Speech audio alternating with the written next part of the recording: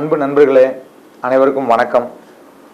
இன்றைக்கி நம்ம என்ன தலைப்பில் என்ன விஷயத்தை பற்றி தெரிஞ்சுக்க போகிறோம் அப்படின்னா, நம்ம எல்லாருக்குமே தெரிஞ்ச விஷயந்தான். பேங்க் லோன்ஸ், அதாவது வங்கி சம்மந்தப்பட்ட கடன் சார்ந்த சில தகவல்கள் குறித்து தான் நம்ம பார்க்க போகிறோம். நிறைய பேருக்கு பார்த்திங்கன்னா, வங்கி அப்படிங்கிறது ஏதோ நம்ம ஒரு பணம் போடுறோம், பணம் எடுக்கிறோம், நம்மளோட பணத்தை வச்சுக்கக்கூடிய ஒரு சாதாரணமான இடம் அப்படின்னு நம்ம நினச்சிக்கிறோம். உண்மையாகவே அது சாதாரணமான இடம் தான். நம்ம பணம் போடலை, நம்ம பணம் எடுக்கலை அப்படின்னா அப்படி ஒரு துறையே இருக்காது, சரிங்களா? ஆனால் இதனுடைய மிகப்பெரிய பங்களிப்பு நம்ம யார் கொடுக்குறோம் அப்படின்னா, நம்மளை மாதிரி சாதாரணமான மக்கள் தான் கொடுக்குறோம். நம்மளை மாதிரி சாதாரணமான மக்களே நம்ம சாதாரணமாக நினச்சிக்கிறோம். இந்த பேங்க்ல இருக்கக்கூடிய மேலாளர்கள், வங்கி ஊழியர்கள், இவங்க எல்லாருமே நமக்கு சேவை பண்ணுறதுக்காகவே இருக்கிறவங்க தான், சரிங்களா? ஸோ அவங்கள நம்மளோட உறவா, நம்மளுடைய நட்பாக நினச்சி நம்மளுடைய சந்தேகங்களை, நமக்கு தெரியாத சில விஷயங்களை அவங்க மூலமாக தெரிஞ்சுக்கிறதுல எந்த விதமான பயமும் நமக்கு இருக்கவே கூடாது. ஸோ அந்த ஒரு விஷயத்தை முன்னிறுத்தி தான் நம்ம இன்னைக்கான வீடியோவே பார்க்க போகிறோம். ஓகே, ரொம்ப சுற்றி வளைச்சுலாம் பேச விரும்பலை, நேரடியாக விஷயத்துக்கே வந்துடுறேன். பேங்க் அப்படிங்கிறது நிறைய விஷயங்களை உள்ள அடக்கியது தான். அதில் நான் மெயினாக என்னத்தை பற்றி பேச போகிறேன் அப்படின்னா, கடன், சரிங்களா? அதுலேயும் எளிமையான சாமானியமான மக்களுக்கான கடன், அதை குறித்து தான் நம்ம அந்த வீடியோவில் பார்க்க போகிறோம். அந்த எளிய சாமானிய மக்கள் யார் அப்படின்னு கேட்டால், நம்ம அன்றாடம் பயன்படுத்தக்கூடிய ஆட்டோ ஓட்டுநர், அந்த அண்ணன், அந்த நண்பர், அவருங்க என்கிட்ட கேட்ட சில கேள்விகளுக்கான பதிலாக தான் இந்த வீடியோ நிச்சயமாக அமைய போகுது. அதில் நிறைய பேருக்கு ஒரு தெளிவு இருக்கும், சிலவங்களுக்கு இது குறித்து சந்தேகமும் இருக்கும். உங்களுடைய சந்தேகம் எதுவாக இருந்தாலும், சரிங்களா, அது என்ன விதமான சந்தேகமாக இருந்தாலும், சின்ன சந்தேகம் பெரிய சந்தேகம்லாம் கிடையாது, சந்தேகம்னு உங்களுக்கு எதுவாக இருந்தாலும் நீங்கள் கமெண்ட்ஸில் சொல்லுங்கள். நிச்சயமாக அதுக்கான தெளிவுகளை, விளக்கங்களை நம்ம நிச்சயமாக கொடுத்துருவோம், சரிங்களா? இப்போது யார்கிட்டலாம் பைக் இருக்குது? மோஸ்ட் ஆஃப் த பீப்புள்ஸ் எல்லாருமே நம்ம பைக் வச்சுருக்கிறோம், சரி, ஓகே. அது போக நம்மளுடைய வீட்டில் இருக்கக்கூடிய அக்கா, தங்கை, அவங்களாம் என்ன பண்ணுறாங்க அப்படின்னா, டெய்லியும் ஒரு ஒர்க்குக்கு போகிறவங்க பஸ்ஸில் போகிறாங்க. அதையும் ரொம்ப எளிமைப்படுத்திருக்க என்ன பண்ணுறாங்கன்னா, சேர் ஆட்டோஸ் ப்ளஸ் சவாரி ஆட்டோ, எல்லாத்துலேயுமே நம்ம போகிறோம். ஆட்டோங்கிறது நம்ம லைஃப்பில் இன்னைக்கு இல்லை, கிட்டத்தட்ட ரொம்ப வருஷமாகவே நம்ம கூட ட்ராவல் பண்ணக்கூடிய ஒரு விஷயம், சரிங்களா? அந்த ஆட்டோ ஓட்டுநர் நண்பர்கள், அண்ணங்க, அவங்கெல்லாம் பார்த்தீங்கன்னா சாதாரணமான ஆட்கள் கிடையாதுங்க. அவங்களாம் மிகப்பெரிய சாதனையாளர்கள். ஏன்னா அன்றாடம் நம்ம ஒரு 500 ரூபா சம்பாதிக்கிறதுக்கு, இன்னைய பொழுதுக்கு சொல்கிறேன், ஒரு 500 ரூபா சம்பாதிக்கிறதுக்கு என்ன கஷ்டப்படுறோம் அப்படிங்கிறது ஈவன் எல்லாருக்குமே தெரியும். அது ஆணாக இருக்கட்டும், பெண்ணாக இருக்கட்டும், எல்லாருமே பணத்தை நோக்கி தான் ஓடுறோம், பணம் சம்பாதிக்க தான் ஓடுறோம். அதுக்கு நம்ம நிறைய மெனக்கடல் கொடுக்குறோம், கஷ்டப்படுறோம், சரிங்களா? ஸோ அப்படி இருக்கிறப்போ நமக்கு பேங்க்கு, வங்கிகள்ல இருந்து நிறைய கடன் உதவிகள் பண்ணுறாங்க, சரிங்களா? இதில் பேங்க்குக்கு நிறைய லாபங்கள் இருக்குது, அதை பற்றி நம்ம சிந்திக்க வேணாம். அதன் மூலமாக நமக்கு என்ன ஆதாயம் இருக்குது அப்படிங்கிறத மட்டுமே நம்ம சிந்திக்கணும். அப்படி பட்சத்தில் ஆட்டோ ஓட்டுநர்களுக்கு என்ன விதமான ஆதாயங்கள் இருக்குது அப்படிங்கிறத நான் சொல்கிறேன். நிறைய ஆட்டோ ஓட்டுநர்கள் என்கிட்ட கேட்குற கேள்வி, சார் எனக்கெலாம் லோன் தருவாங்களா சார்? நான் அவங்ககிட்ட திரும்ப கேட்பேன், ஏன்னா எப்படி கேட்குறீங்க? ஆமாம் சார், இங்கே போய் கேட்குறோம் தர மாட்டேங்கிறாங்க, அங்கே போய் கேட்குறோம் தர மாட்டேங்கிறாங்க அப்படின்னு. ஸோ அவங்ககிட்ட கேட்பேன், எங்கே நான் போய் கேட்டீங்க அப்படின்னு. அவங்க சொல்லுவாங்க, இந்த மாதிரி ரிலேட்டிவ் பையன் ஒருத்தன் ஒரு பேங்க்கில் ஒர்க் பண்ணுறான், ஒரு இதில் ப்ரைவேட் கம்பெனியில் வேலை பார்க்குறான், அவன்கிட்ட கேட்டேன், அவன் மாமா சித்தப்பா அவனுக்குலாம் எலிஜிபிலிட்டி இல்லை சித்தப்பா அப்படின்றான் அப்படின்னு சொல்லி சொன்னாங்க.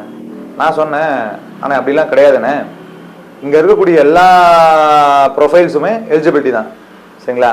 அதுக்கு RBI, reserve bank of India நிறைய ரூல்ஸ் அண்ட் ரெகுலேஷன்ஸ் வச்சுருக்கிறாங்க. அதை கவர்மெண்ட் பேங்க்ஸுக்கு ஒரு ரூல் புக் கொடுத்துருக்குறாங்க, ப்ரைவேட் பேங்க்ஸுக்கு ரூல் புக் கொடுத்துருக்காங்க, வங்கி சாரா நிதி நிறுவனங்கள், என்பிஎஃப்சின்னு சொல்லுவாங்க, சரிங்களா, அவங்களுக்கு ரூல் புக் கொடுத்துருக்காங்க. ஸோ நம்மளோட ப்ரொஃபைலு, நம்மளோட இன்கம்மு, அதை சார்ந்து அது எங்கே நம்மளுடைய ப்ரொஃபைல் எலிஜிபிலிட்டி வருதோ நம்ம அங்கே லோன் எடுத்துக்க வேண்டியது. ரெண்டாவது ஒரு விஷயம் எல்லாருமே கேட்குறாங்க, சார் அங்கே லோன் எடுத்தால் வட்டி கூட இல்லை சார் அப்படின்வாங்க. அதாவது வட்டி அப்படிங்கிறது கூட, கம்மி, குறைச்சல், அதிகம் அப்படிங்கிற ஒரு டேர்ம்ஸ் அண்ட்குள்ளேயே நம்ம போக வேண்டாம். நமக்கு இன்னைக்கும் நம்ம ஒரு லோன் எடுக்கிறோம், அதை நம்ம எதுக்கோ ஒரு விஷயத்துக்கு பயன்படுத்த போகிறோம். பயன்படுத்திட்டு அதன் மூலமா நம்ம ஒரு வருவாய் ஈட்ட போறோம். அந்த வருவாயிலிருந்து நம்ம வந்து இஎம்ஐ, மாதாந்திர இஎம்ஐ வந்து நம்ம கட்ட போறோம். சரிங்களா, இன்ஸ்டால்மெண்ட். ஓகேங்களா. ஸோ அப்படிங்கிறப்போ எனக்கு கம்மியாக தான் வேணும் அப்படின்னா அதுக்கான ப்ரொஃபைலை நம்ம இருக்கணுங்க. சரிங்களா, அதில் நோ டவுட். ஓகே, ஒரு சாதாரண ஆட்டோ டிரைவருங்க. இதில் 2 வெரைட்டி இருக்குது சார். என்னன்னா, சொந்தமாக ஆட்டோ ஓட்டுறவங்க, அவங்க தான் வந்து ஆட்டோ ஓட்டுநரும் அவங்க தான், உரிமையாளரும் அவங்க தான். ரைட்டுங்களா. அவங்களுக்குலாம் பேங்க்ல வந்து லோன் ஈஸியாக கொடுத்துருவாங்களா? வச்சுக்கலாம், மேபி கொடுக்கலாம். சரிங்களா. சரிங்க, நான் வந்து டெய்லி ஒருத்தர்கிட்ட ஆட்டோ வந்து ஓட்டுறேங்க, அவருக்கு ஓனர் வேறங்க, நான் வந்து வெறும் டிரைவர் மட்டும்தான், எனக்கு லோன் தருவாங்களா? கண்டிப்பாக தருவாங்க சார். எல்லாருக்கும் லோன் தரது தானே பேங்க் இருக்கு. சரிங்களா. ஓகே, இப்போ 2 விஷயத்தை நம்ம பார்த்துருக்கோம். அதாவது உரிமையாளரும் ஓட்டுநரும் ஒருவரே அப்படிங்கிறது ஒரு டைப். உரிமையாளர் வேற, ஓட்டுநர் வேற, இது 2வது டைப். சரிங்களா. இந்த 2 டைப்புக்குமே லோன் ஃபார்மாலிட்டிஸ் ஒன்று தான் சார். சரிங்களா. என்ன லோன் ஃபார்மாலிட்டிஸ், என்ன டாக்குமெண்ட்ஸ் தான் கேட்குறாங்க பேங்க்கில்?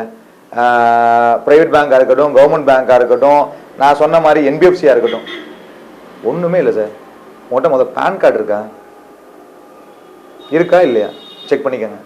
அடுத்து ஆதார் கார்டு இருக்கா இல்லையா செக் பண்ணிக்கோங்க.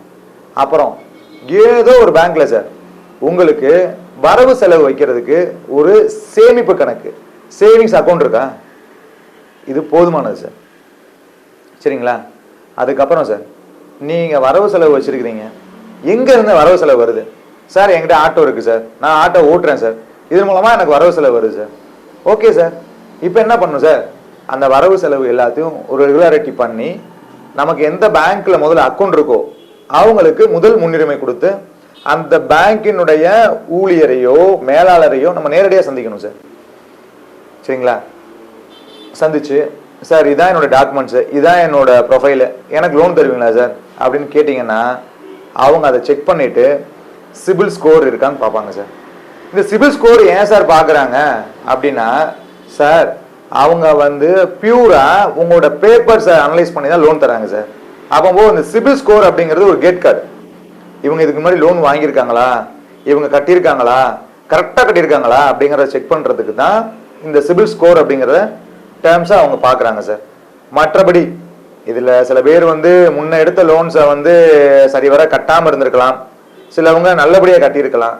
இதை பொறுத்து அவங்களுக்கு கொடுக்கக்கூடிய முன்னுரிமை இருக்கு பார்த்தீங்களா, அது வந்து மாறுபடும் சார். சரிங்களா.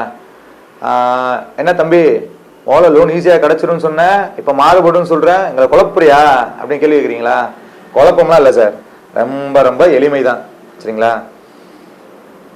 முதல்ல நான் சொன்ன அடிப்படையான அந்த தேவையான ஆவணங்களை, டாக்குமெண்ட்டுகளை சரிங்களா நீட்டாக ஒரு ஜெராக்ஸ் காப்பி பண்ணிக்கோங்க. ஒரிஜினல் டாக்குமெண்ட்ஸோட ஜெராக்ஸ் காப்பியோட என்ன பிரான்ச்சில் என்ன பேங்க்கில் நீங்கள் அக்கௌண்ட் வச்சுருக்கீங்களோ அங்கே போங்க, போயிட்டு உங்கள் ப்ரொஃபைலை கொடுங்க. சரிங்களா. அவங்க செக் பண்ணி எல்லாமே உங்களுக்கு நல்லபடியாக பண்ணி தருவாங்க. சரிங்களா. இந்த ஆட்டோ சம்மந்தமான டாக்குமெண்ட்ஸ் இருக்குது பார்த்தீங்களா, ஓனராக இருந்தாருன்னா என்ன பண்ணுவாருங்க, ஒரிஜினல் டாக்குமெண்ட்டு ப்ளஸ் ஜெராக்ஸை கொண்டு போவார். சரிங்களா. ஓட்டுநராக மட்டும் இருக்கிறவர் என்ன பண்ணணும்னா, ஓனர்கிட்ட ஒரு லெட்டர் வாங்கிட்டு போகணும். இவர் என்கிட்ட தாங்க வேலை பார்க்குறாரு, இவருக்கு என்ன காசு டெய்லி சம்பளம் நான் கொடுக்குறேன், சம்பாதிக்கிறாரு அப்படிங்கன்னு சொல்லிட்டு வாங்கிட்டு போகணும். இவ்வளோதான் சார். 2 பேருக்குமே சேம் தான், ஒரே ஃபார்மாலிட்டிஸ் தான், வட்டியில் எந்த விதமான மாற்றமும் கிடையாது. ரொம்ப எளிமையாக உங்களுக்கு எந்த ஒரு பேங்க்கில் தராங்க, கவர்மெண்ட் பேங்க்கில் கொடுத்தாலும் சரி, ப்ரைவேட் பேங்க்கில் கொடுத்தாலும் சரி, வங்கி சாரா நிதி நிறுவனங்கள் என்பிஎஃப்சியில் கொடுத்தாலும் சரி சார், வாங்குங்க, யூஸ் பண்ணுங்க. இனிமே ப்ராப்பராக இஎம்ஐ கட்டுங்க. சரிங்களா. அடுத்தடுத்த உயரத்துக்கு நீங்களும் வாங்க. நன்றி, வணக்கம்.